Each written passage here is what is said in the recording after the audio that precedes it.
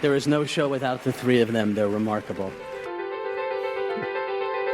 The views expressed on the following broadcasts do not necessarily reflect those of KHLT, Take 12 Radio, or our affiliates. The opinions on this show should not be considered as medical, psychological, or professional advice and are those of the host, co-host, and guest. Take 12 Radio and KHLT Recovery Broadcasting are not affiliated with any particular 12-step fellowship.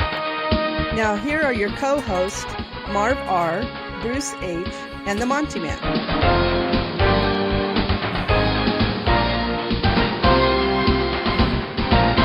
Well, greetings one and all. Welcome to the great reality here on Take12Radio.com on your internet dial with Marv and Bruce and the Monty Man and Cecil here in a few minutes. Cecil will be joining us for just a few seconds. How the heck are you guys? What's going down, man? I just slipped back in the 60s for a minute. Doing good. I'm not talking to you. You're not talking to him. What's the word for the day, for the week, Bruce? I don't know. I don't have a word. That's it. I don't know. I don't know. That's the phrase for the week. There it is. All right. So this week, unpacking the third step prayer. Now we did a whole series on. I don't know. Marv would say, I can't know. We did a whole series on the prayers of each step because every step has prayer directives in it. And that was cool. And as a matter of fact, if you're a subscriber to, you don't have to be a subscriber to listen to the shows, but if you do subscribe and you get the email blast 3 days a week in your email, at the bottom of the Wednesday one, there's a link that takes you to the prayers of the 12 steps. You can go there and listen to all those shows that we did on that. But I want to go back to the third step prayer this week and talk about a piece in it that I struggle with. And maybe you guys can send emails in and share your viewpoints on it. But we're going to be talking about that. And that is the phrase, take away my difficulties. Now, that's if I just leave it there, it's out of context. Because it goes on to say something a little bit more than that. But so this show is entitled The Third Step Prayer, Take Away My Difficulties, ? And so that's what this show is about this week. Before we get into that, though, Chris Farley, and I don't know if you two know who Chris Farley is. I know there's a lot of listeners that do. He's a comedian that I don't know. Passed away a while back. But Chris Farley, he was in movies. I'm just going to list them so it kind of shakes somebody's memory here.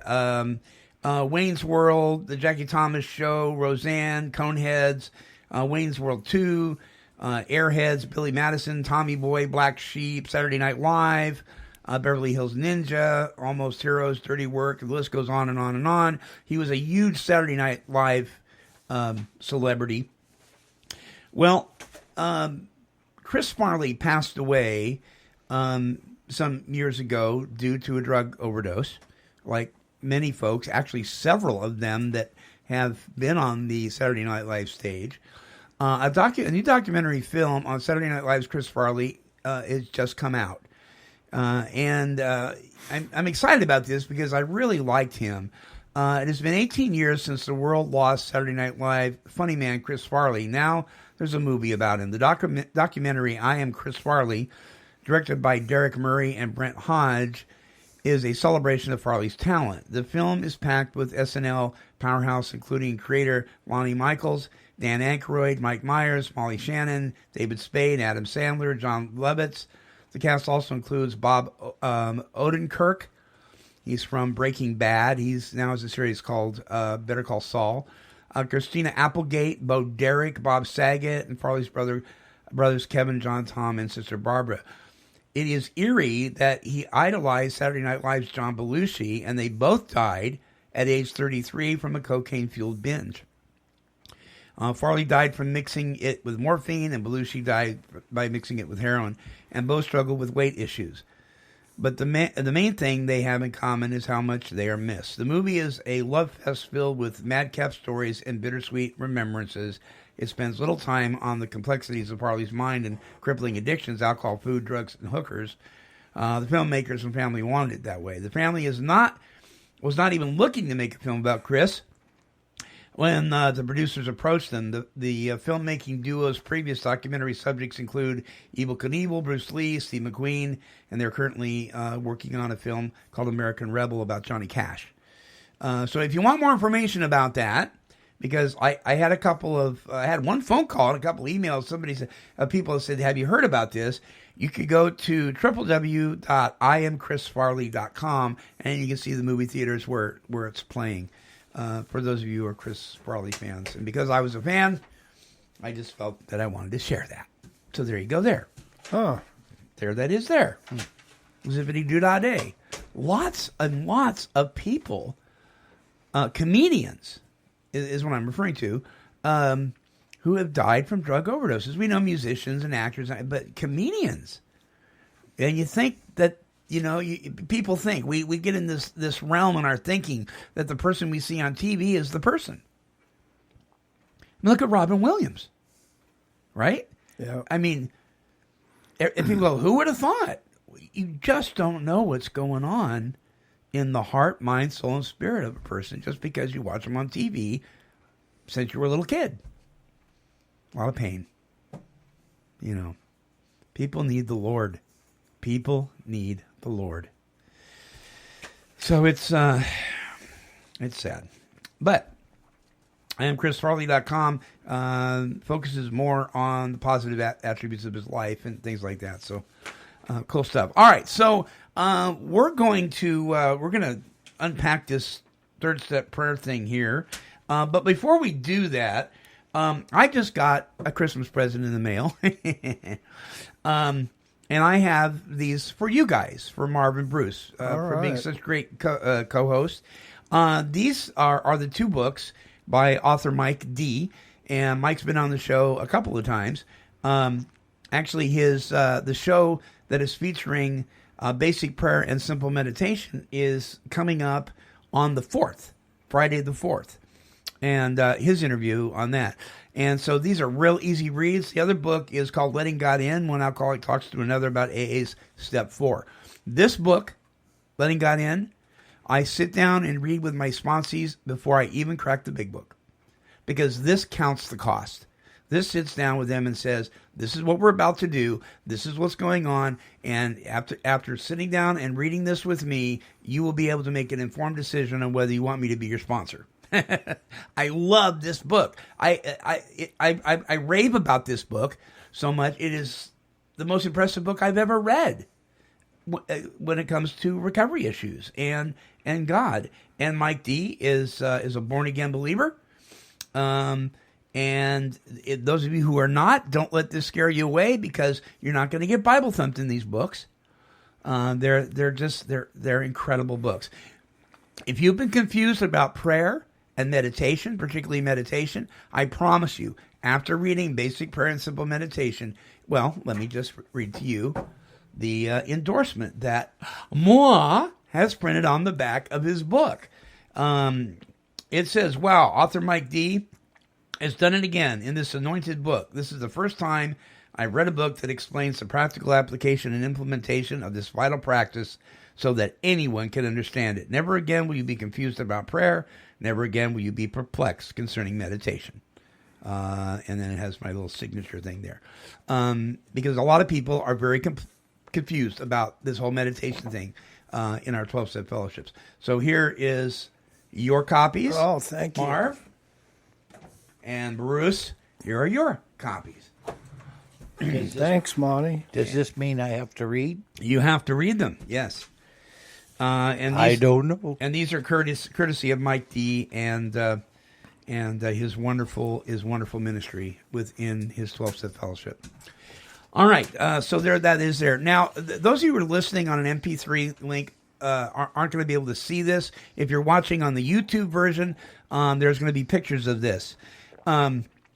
We have joined the self-absorbed community. We have? Yes. This, you know what this is? This is... Another one of our phenomenons that I just don't get it. This is what is commonly known amongst the self-absorbed techies as a selfie stick. Ah, yes. This is a selfie stick. It is Bluetooth capable, which simply means that remotely by this button down here, I can take pictures on my smartphone up here. Now, some of you guys that are like 30 and younger, you're just cracking up because you're going, really, you guys? My son said, Dad, you're going to be 60 in October. You have no business with a selfie stick. And I'm like, neither do you. But anyway, so this selfie stick is very high tech. It is very this is like a heavy duty selfie stick. Look at this, Bruce. Wow. You could use that for a fishing pole. You could.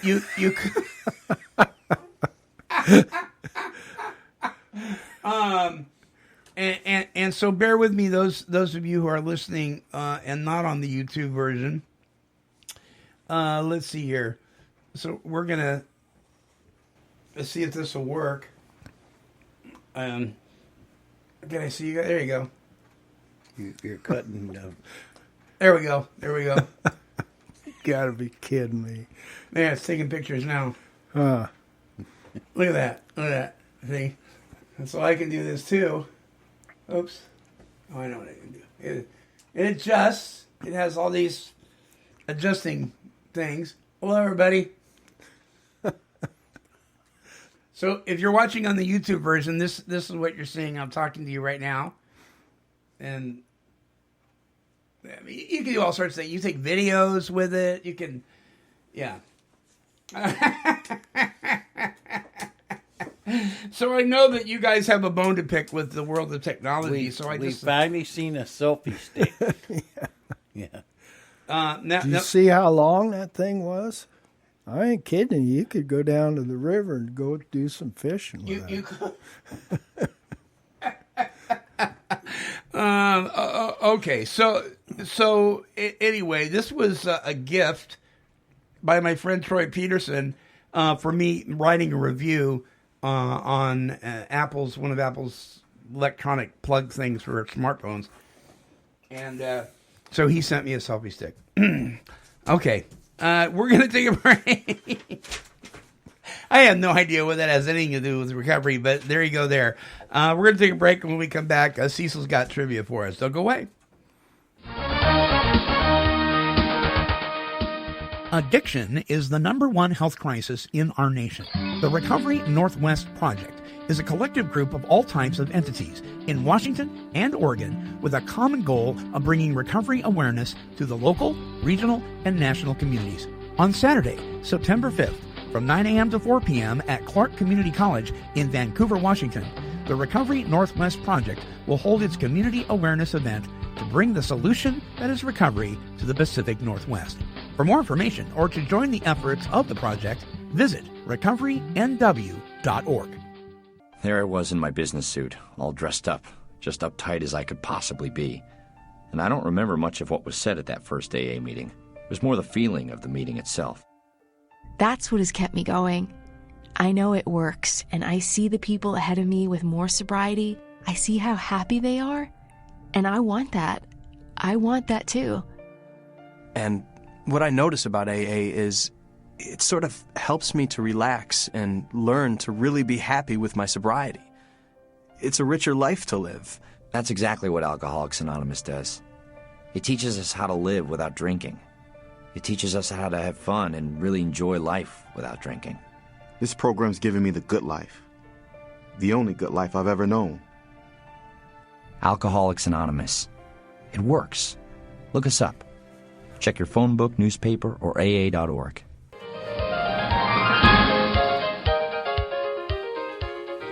Well, hi, Monty Man. Hi, Bruce. Hi, Marv. Do you guys want to know what is trivia for this week? Well, yes, we would. Well, I'm going to tell you, I don't care what you think.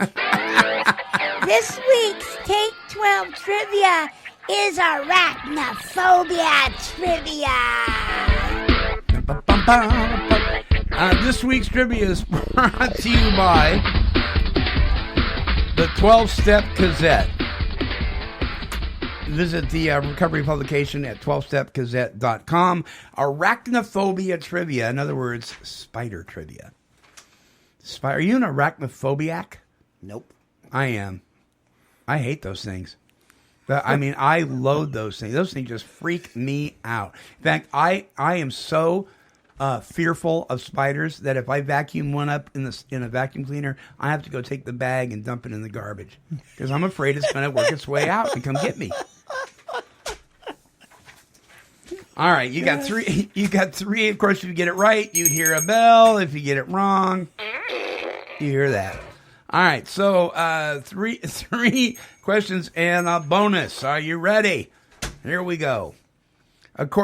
You guys look really interested. According to the National Association of the Study of Arachnoids, a pencil lead thickness of a black widow silk is strong enough to stop a 747 in flight. Is that true or false? A black widow? The silk of a black widow's web. It'd be the thickness of a pencil. If it was the thickness of a pencil lead, it would be strong enough to stop a 747 in flight. False. False? Well, I think that's false, too. Do you really? Probably true. It's true. Believe it or not, it is true. Well, it's got to depend on where it's at. Well, yes, of course. Oh, jeez. Okay. It has been said that daddy longlegs are the most venomous spiders in the U.S., but that their fangs are so recessed in their tiny mouths they cannot bite humans. Is that true or false? False. True. True? Well, Bruce, you're right. Marv. Down the tubes. Okay, I'm going to try to pronounce this here. Apillonoids, daddy longlegs, there's two kinds. Live in moist, dark places and eat mostly decomposing vegetable and animal matter. They do not have venomous glands, fangs, or any other mechanism for chemically subduing their food. That's the apillonoids. The phyllicids, daddy longlegs, are venomous predators, and although they never naturally bite people, their fangs are similar to structure to those of brown recluse spiders and therefore can theoretically penetrate skin, but they don't bite. And the way you tell the difference is the ones that have no fangs have round bodies. They're just almost, and they're found a lot in California. And the other ones have oblong, thin bodies. And we see those mostly here in Oregon. So there you go there. All right, so here is number 3. Which of these bugs is considered a member of the spider family in some cultures? I don't know. Here we go. The stink beetle, the ladybug, or the fire ant?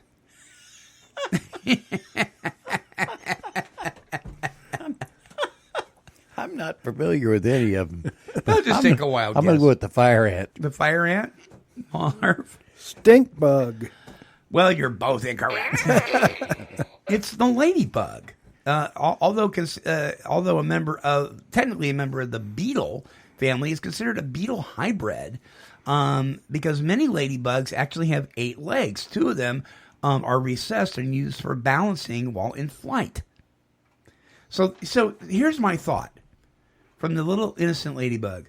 The only thing worse than a spider is a spider that flies. You know what I'm saying? No, thank you. Okay, here's your bonus question. If you see a spider running fast, what is on its mind if you see a spider running fast? Is it hunger? Is it sex? Or is it fear? Fear.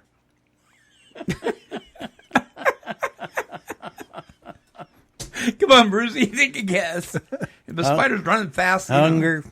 Hunger? Well, you're both incorrect. It's sex. They want sex. 8-legged sex. That's just the way it is. All the webs we weave. When first we tried to deceive. Yes, indeedy. We'll be right back after this. Hello there. This is the Monty Man from Take 12 Radio. You know, men, women, and their families experience tremendous pain and suffering due to the struggles they face from substance abuse and its co-occurring mental health challenges. They need to find a safe place for peace and healing. Well, Therapia Addiction Healing Center was born out of a deep desire to provide that safe and powerful healing environment. Therapia is a Greek word for healing. Traditionally, classic Greek medicine was holistic. It viewed the mind and body as one. At Therapia Addiction Healing Center, they have developed a holistic healing approach to treating addiction that is designed to bring into balance the mind, body, and the spirit. Therapia Addiction Healing Center, helping people recover from addictions by developing and maintaining healthy, meaningful relationships with God, self, and others. He's insane. He's a control freak. So, what's your point? It's the Monty Man at Take12Radio.com on your internet dial.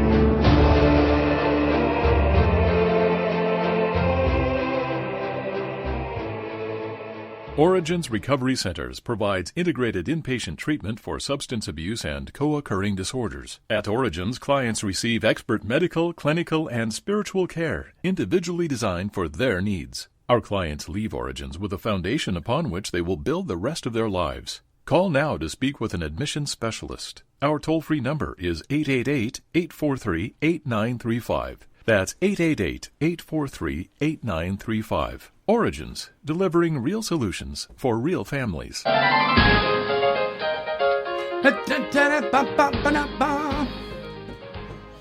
Spiders.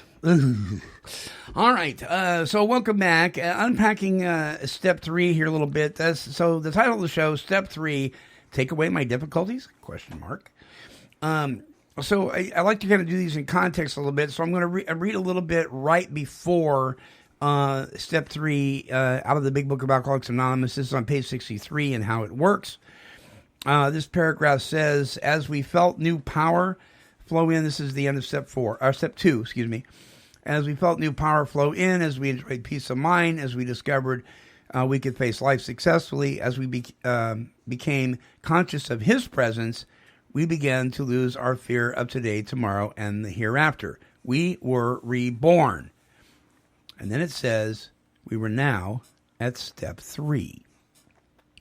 And this is what it says. It says, many of us, and this is the third step prayer, many of us said to our Maker, as we understood Him, and here it is, God, I offer myself to Thee to build with me and to do with me as Thou wilt.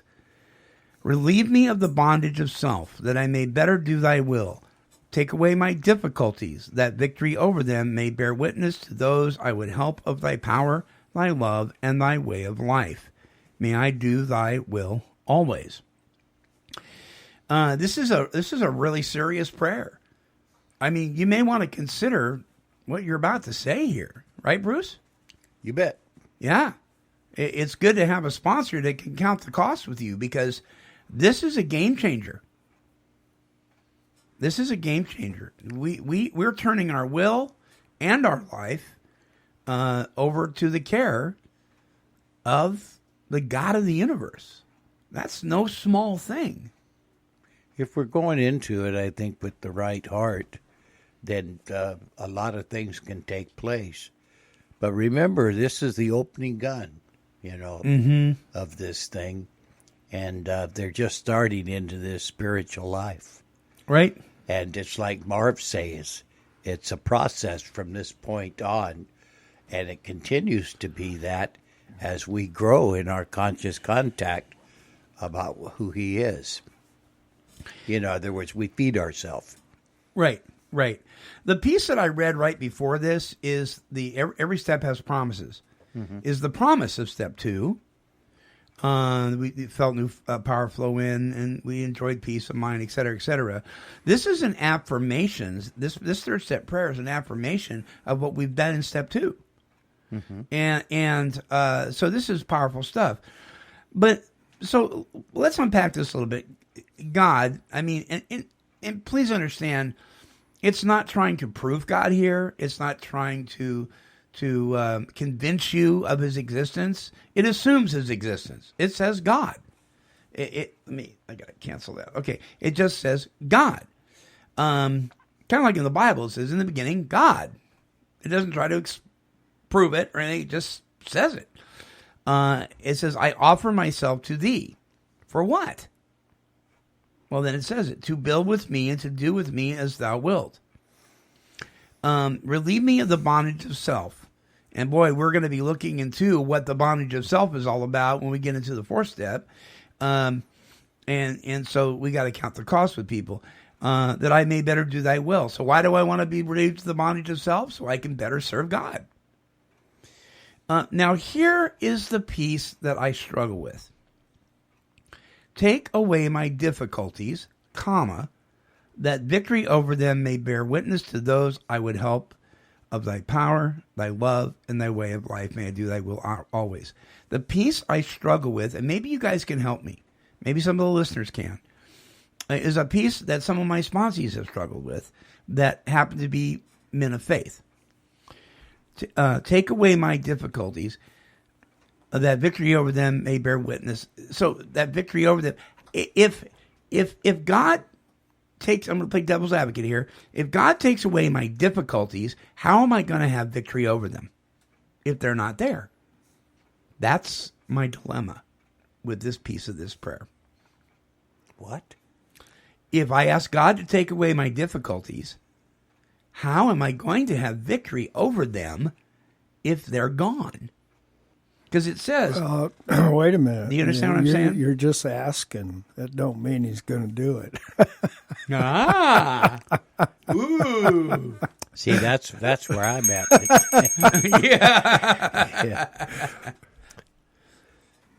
Yeah, I think that you're at a place in your spiritual walk where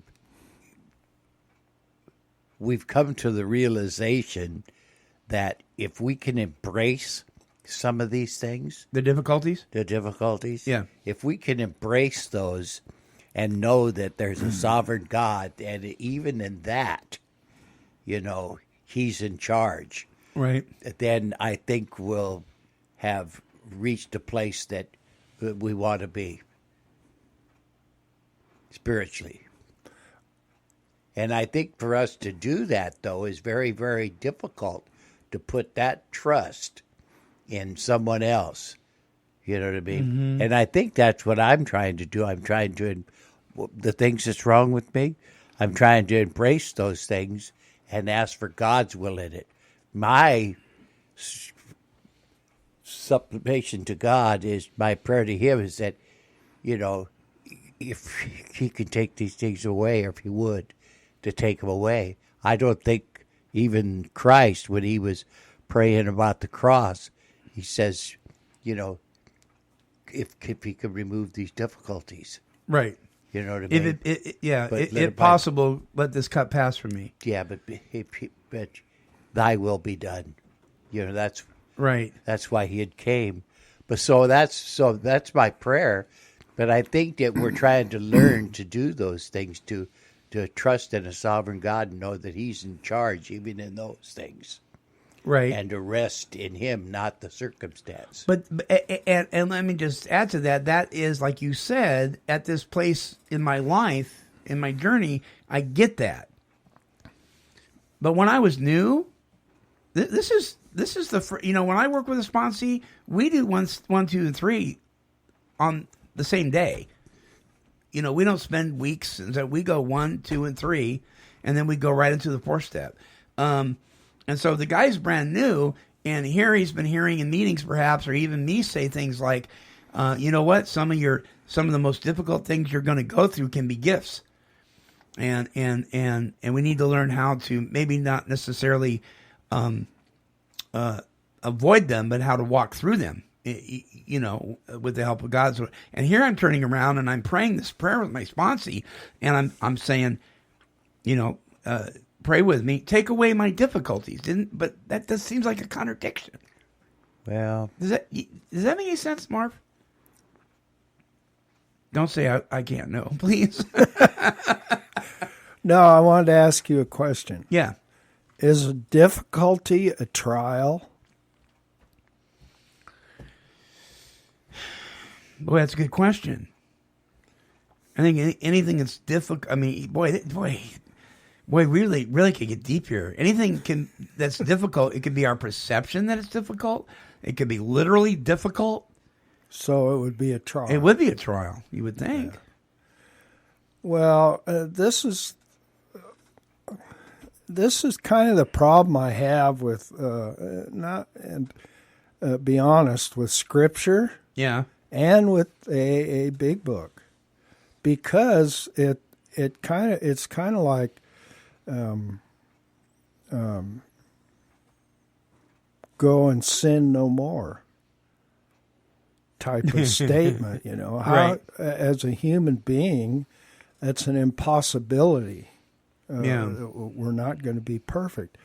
My point is that in James, it says, "Consider it all joy, brethren, when you encounter various trials." Okay? Yeah. And that seems like a contradiction, doesn't it? To this, I mean? Well, my point is why do we think we should consider it all joy? Because in the difficulty or the trial, if we've done the third step, right, it's for a purpose. It's character changing. It's taking poison away from us. It's just my opinion. Mm-hmm. Mm-hmm. Well, and you're right. You hit the nail on the head. It is for a purpose, because it says, in context, it says that victory over them may bear witness to those I would help of thy power. Yeah. But my point, too, is that kind of says it like this is going to happen immediately. And it darn sure isn't. Right. You think, like, you get off your knees from doing the third step prayer and boom, your difficulties are gone. Off you go. Yeah. Yeah. And that's not the way it is. And how many times in my own life have I recanted and said, I don't want nothing to do with this stuff?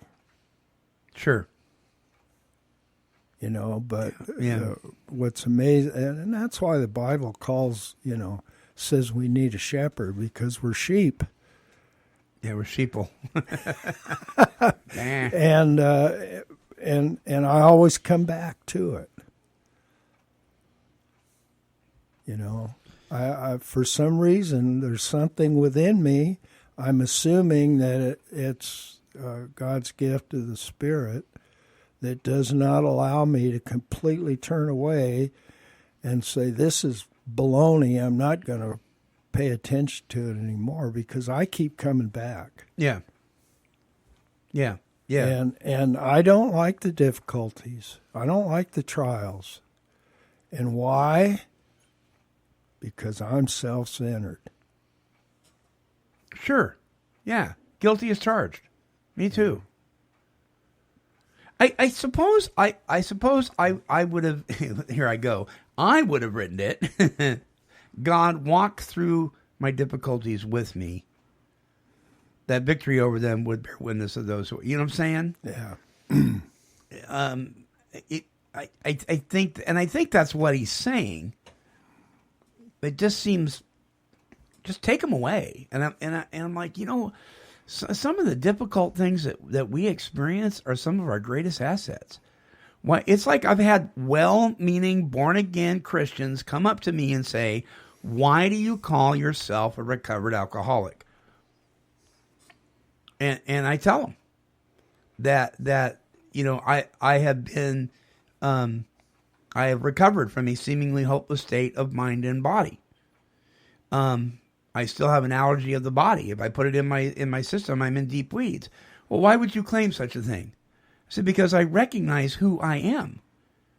And in recognizing that, I realize what a gift this is, because it causes me to lean on God.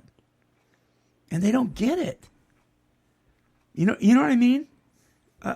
If that's my thorn, if my back issues are my thorn, if my alcoholism is my thorn and that keeps me close to God, why would I want it removed? Bruce, what do you think about that statement? I'm not. I'm still thinking about the prayer itself. Okay. And to me, it's almost like it's something we just do, and it's almost like a directive to God. Yeah. You know, we're directing him what we think he wants. And I think it's an opening salvo to this thing, you know. The person is, if he's understood step 1 and 2, he understands his need, you know. And that's why I think they say you're reborn, you know, and place it in the book there, you know. Right. But without that understanding, then I think the right heart wouldn't be there for this.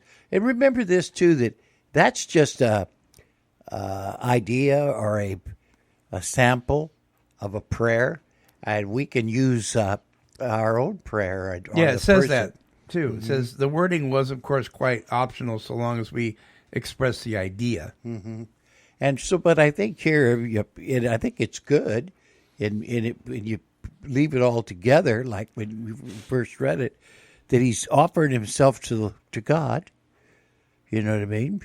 And then he's asking him to do something to take away these difficulties, that might be, like, you know, something to show others right, of his power and his right, love. You see what I mean? He's not doing it on a selfish motive, but I do think there's kind of a directive type thing there. Yeah. You know? So if the person's new, it's kind of a beginner's prayer, right? Well, it almost is. Yeah. And that's why I think it's a matter of the heart. Yeah. You know, to do that. But and I think it's real hard for guys like you and me and Marv when we come in here and we look at these things and then we start to take them apart. And we're taking them apart from a perspective of where we're at. And you're right. The book, is we're supposed to have, we've listened carefully to those that we're going to approach, and we know where they're at. Then when we get to these places in the book, they won't seem so difficult to us. Yeah. Either they use his own prayer, they offer themselves to the Lord, they're going some other place. You see what I mean? And then we just give them the instructions. And if you get through the whole steps, then a person should see that we're talking about the creator of the universe. We are. Right. See, we're not talking about Buddha. Right. I'm sorry. We're not. The book isn't. Now, can a person be a Buddhist and do this? You bet. Sure. But I would expect him to be a better Buddhist. There you go. See, I'd expect him to grow in his faith. Right. Right. You know what I mean? Right. Now, the book is definitely about that. Yeah. You see. Yeah. Yeah. We really hit on that on 10 and 11 a lot, and 12, because we've talked about it before. These are not maintenance steps. They're continuing to grow in our relationship with our Creator steps. One of the things I'm sitting here thinking about is, as you guys know, I like to write little stuff down. You know, I've got all these things, but one of the things that I wrote down was hellfire and brimstone mostly is self-induced. Ooh. And for me, that's true, because I cannot comprehend, as hard as I try, to understand the compassion and kindness of God towards somebody like me.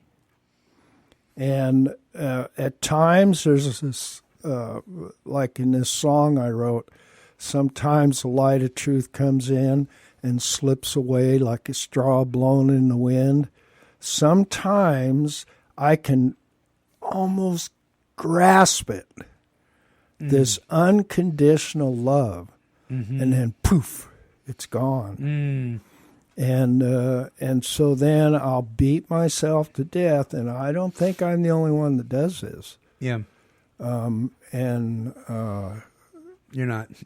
Over maybe something that's really not even just in my own mind's some sort of difficulty. And it's really not even difficulty, because of all these past things. And it's interesting, a lady yesterday in a meeting came up to me because we were kind of talking about this. She had been in an orphanage as a little girl. Uh-huh. And she was talking to me about how these subtle things that are buried in our subconscious can just, boom, come up in milliseconds.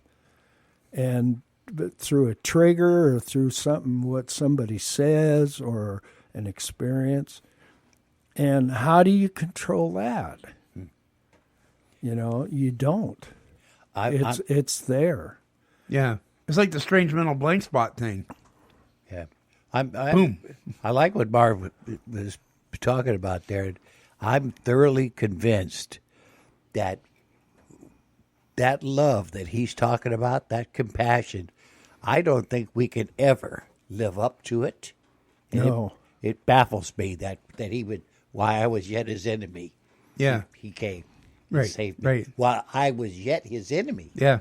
Okay? Yeah. But it's not living up to that, but living out of that. Out of it. Yeah, you bet. And see, I'm convinced of that today. And it's like, do I really believe what I believe? Mm-hmm. Do I really believe he came and saved me? You know what I mean? And all he did in that process, he died for my sins. He rose for my justification. Right. Meaning he imputed me with his righteousness. And I stand before a just and holy God cloaked in that. And, you know, and that would change my whole attitude, the way I worked with people, the way I talked with people, everything else. But see, that's the part.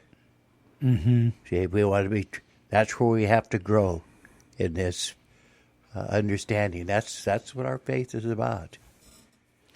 I like what you said about where we are now in this journey versus where we were maybe in the beginning and our understanding. Because I'm looking at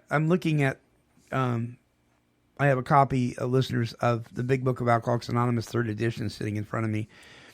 And I'm looking at the notes and all the stuff that's in there and how it's falling apart and, you know, that kind of thing. The binding is dissolving.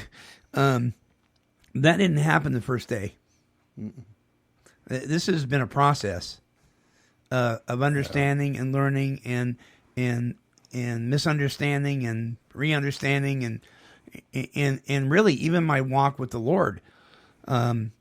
It's like that too. You know, I hope that what I feel, what I believe, what my understanding is and all that kind of stuff continues to mature and grow the older I get. I hope that what I know about God today is not what I knew the day I first turned my life over to him. I hope that 10 years from now, I've matured some more. And I'm probably not going to even believe some of the things maybe I believe today if I'm learning. You know what I mean? Some things I will always adhere to because they match up with Scripture and they don't bend. But you're right, because I think the tendency, I know for me, is I have to remember that when I'm working with somebody new, he's not going to have the understanding and the comprehension that I have, not because I'm better, but because I've been doing it longer. And I have to be able to talk to him where he's at. Right. And that's hard. You're turning your will and your life for the care of God. Yeah. If you understand him, it says there. Right. Okay? So what you're doing is if you're not growing at the 11th step, you're still using this process. So when you go back to somebody that's new, you have to know where they're at and help them on this path. Yeah. See? So it's just vitally important that we do that. And I've lost my thought completely on the other part that I wanted to talk to you about. I do that if I don't get it out right away. We were, myself and a new sponsee were attending a closed-minded discussion meeting the other day, and it just happened to go that way. It was kind of like that, and I told him to be very observant, to to listen well and because we're going to talk about these things. And so we were sitting there, and people that had been around for a long time. I just mean they've been around. I don't mean that they've applied and implemented anything in this book. They've just been around for a long time. We're saying things like, well, I really don't work the steps. I do this and I do that. And somebody else says, I really don't. I don't believe in any kind of deity or higher power, and I just trust my own intellect. I'm able to apply the steps that way. Somebody else said, I call on the 24 different spirits in the universe. Da da da da da. And these are people that I've seen for years, and I'm listening to this, and I'm looking down at this table, and there's all these books, these conference-approved literature pieces from this fellowship, this particular fellowship, sitting on this table. And I'm thinking to myself, why are those even there?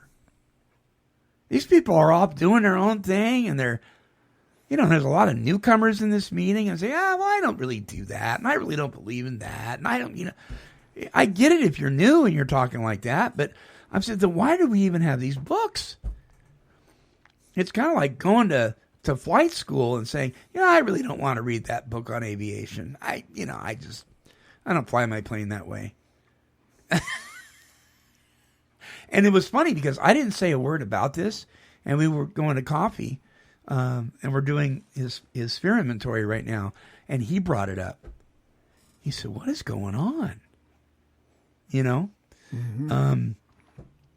It talks about the very first part of this, that it's a precise and clear-cut method, of recovery that's in this book.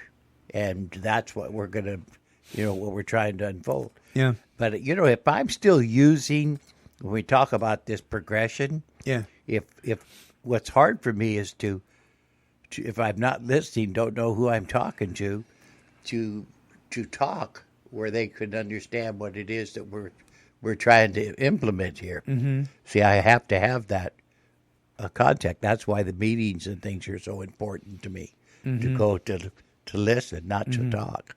Right. Okay.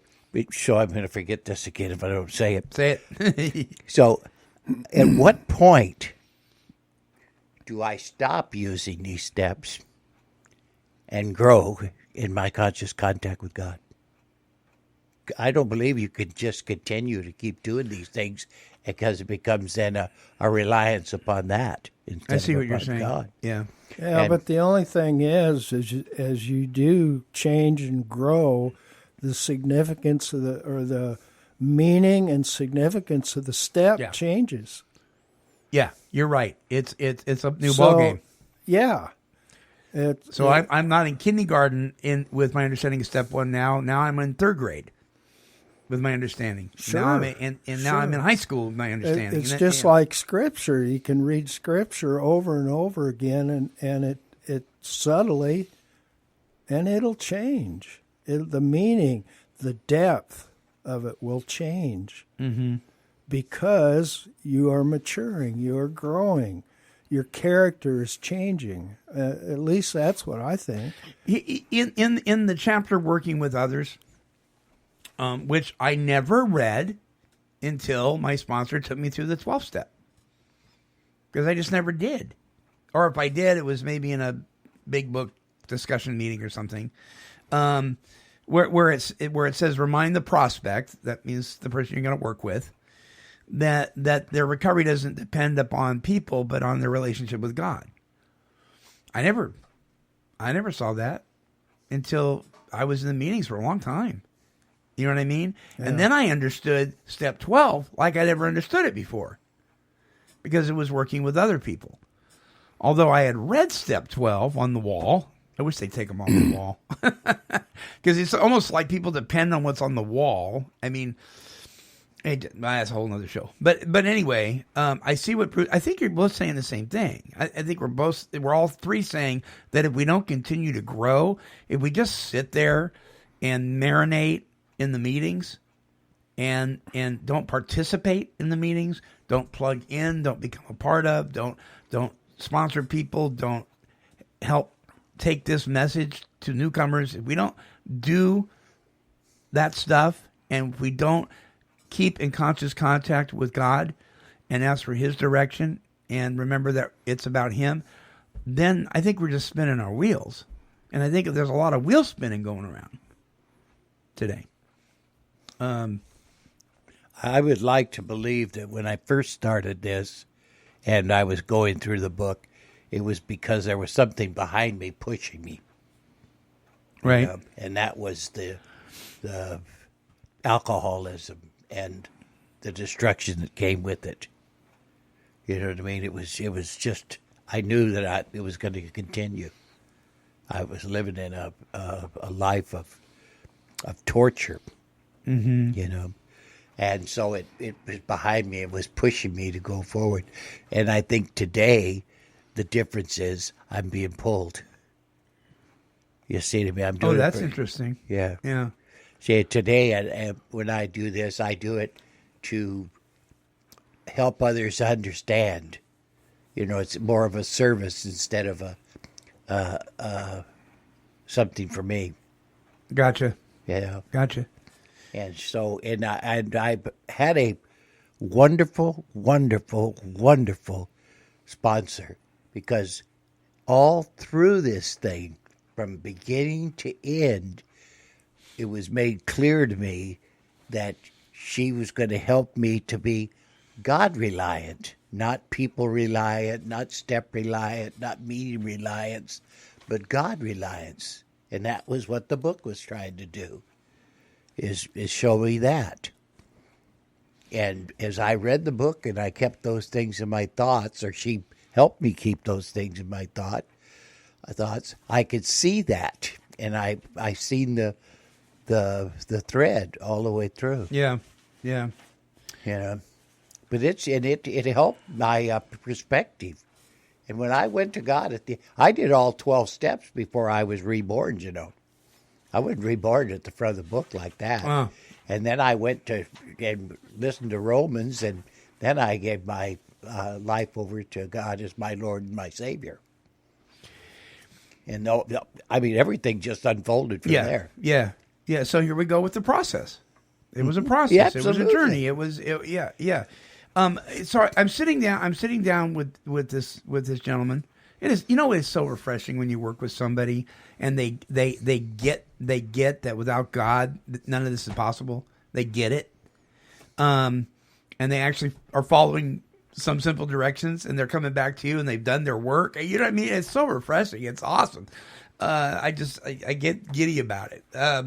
So we're going back, and we're talking about Bill W. And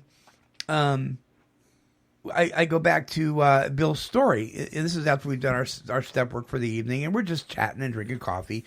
And we start reading Bill's story again. And I've read this a million times. But like you were saying, Marv, you go back, right? Mm-hmm. And I started getting excited. It was exciting. I don't think I remember getting this, and I was getting a little loud over at the restaurant. I said, Jason, do you see this? This is incredible. Because something hit me, a light went on in Bill's story about a certain issue that I never appreciated like I did after my 1,000th reading of it. And it was amazing to me. And that was the Spirit of the living God awakening something in me, saying, check this out. And I was able to share that with him. And we both started getting excited because we realized that Bill was the chairperson of the closed-minded discussion meetings, so to speak, in his life.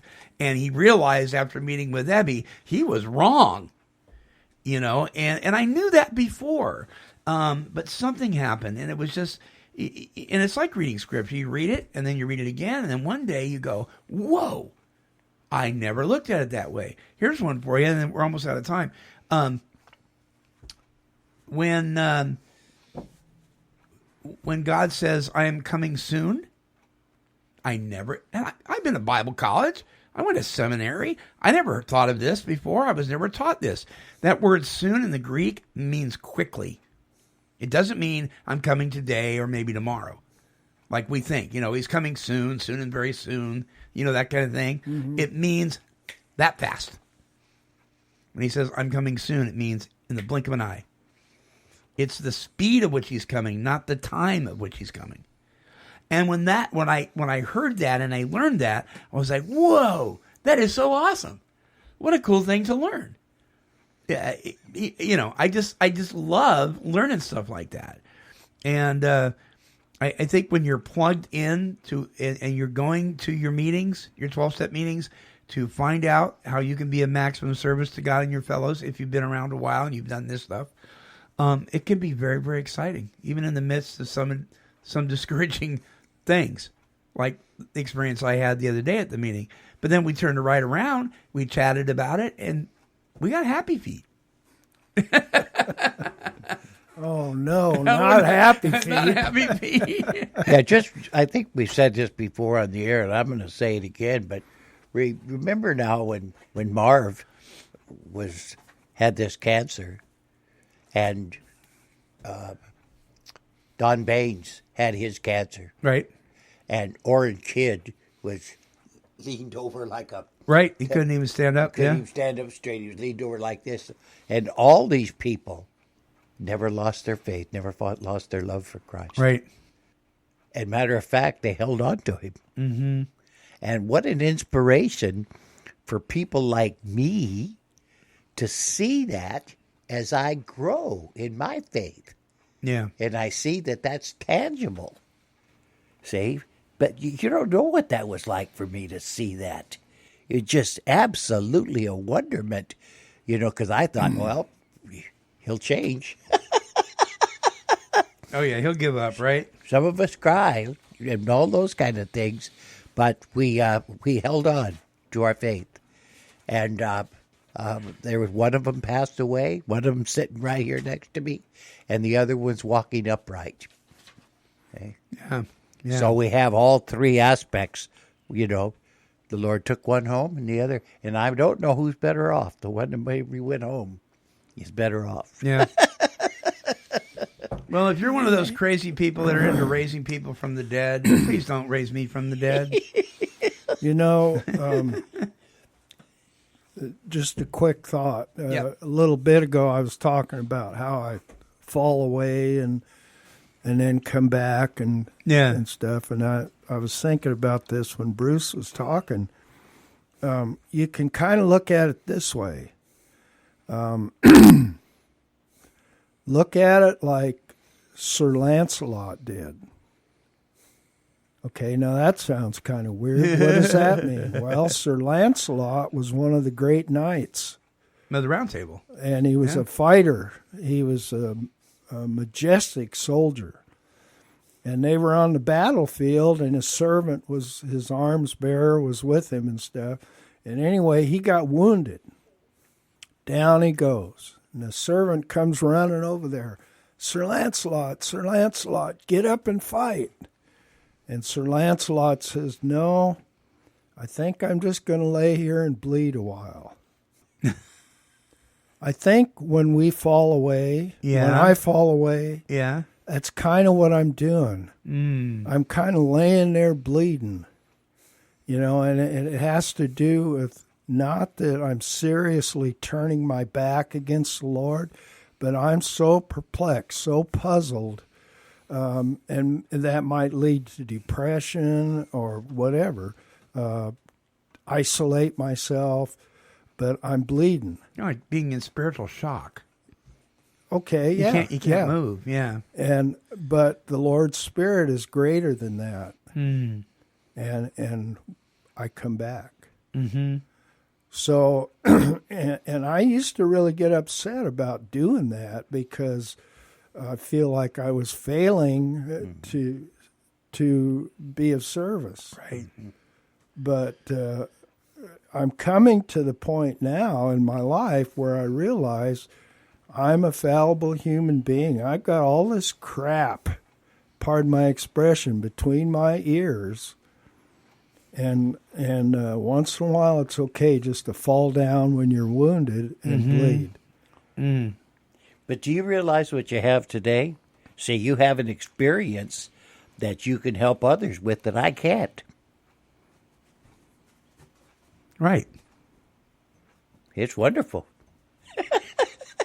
See, you have the tool to get in there, to come to them, on their level, that they'll understand. There's something that you know about it that I don't.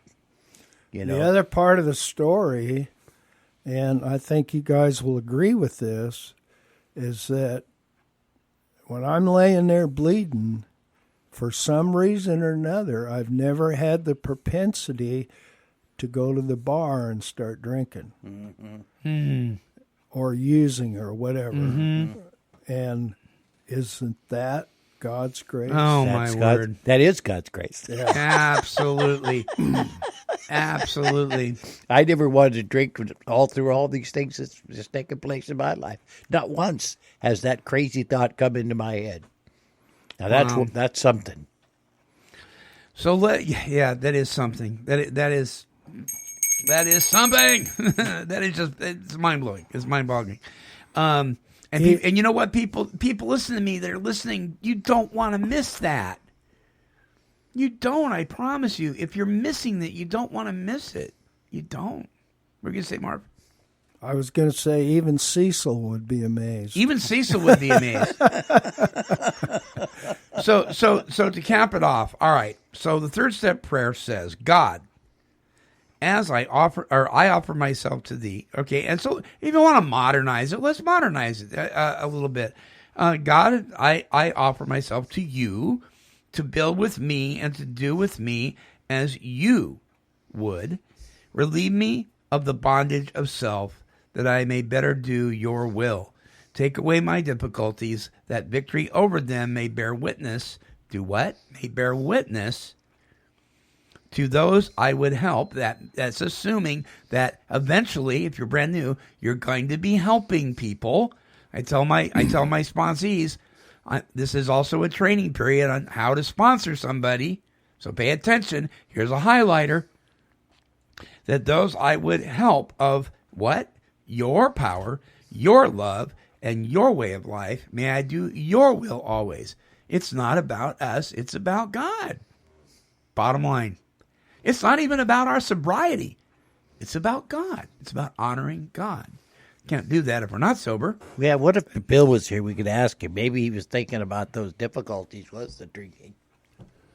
Take away those difficulties. Maybe he was. For I can do this. Take away my alcoholism so I can take away my active drinking and carousing and all that stuff. Ooh, now we find out at the end of the show. Thanks a lot, Bruce. This always happens. Wow. I just got goosebumps. Well, I got my question was answered. I'm not confused anymore. I think you might be right. Isn't that what Marv just said, though? Yeah, that's true. I did? I know, Marv's going, I can't know. You said you haven't thought about using or drinking. Oh. Yeah. Okay. So, yeah. No, wait a minute. I haven't had to use a drink. There you go. I'm not going to tell you. I haven't thought about it. Well, the thought is not God's greater. Yeah. Yeah. The thought is not the obsession. We could really do it. I'd like to do a show over that. Oh, that's true. That's true. Because I've had thoughts, but never the obsession. The obsession doesn't conform. So what Marv is saying is it isn't that he hasn't been wounded in battle and hasn't bled. Mm-hmm. What he's saying is God's stronger. That's right. Yeah. Yeah, and I'm telling you what, if you fall off your horse and you got all that armor on, you're probably not going to be able to get back up there by yourself. If you got all that armor on, you fall off your horse, that's going to hurt. It's going to hurt a lot. Oh, my goodness sake.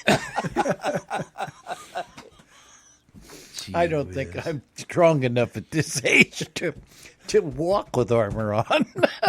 Much less do battle. All right, my friends. Email us here at take12radio@comcast.net. Subscribe to our YouTube channel. You can find us on Facebook. You can find us on Twitter. You can find us on LinkedIn. You can find us on Google+.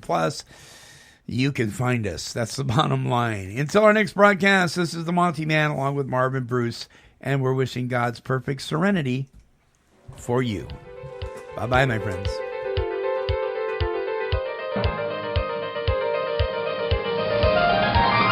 This has been a broadcast of Take 12 Recovery Radio and KHLT Recovery Broadcasting. Here, kitty, kitty, kitty, kitty.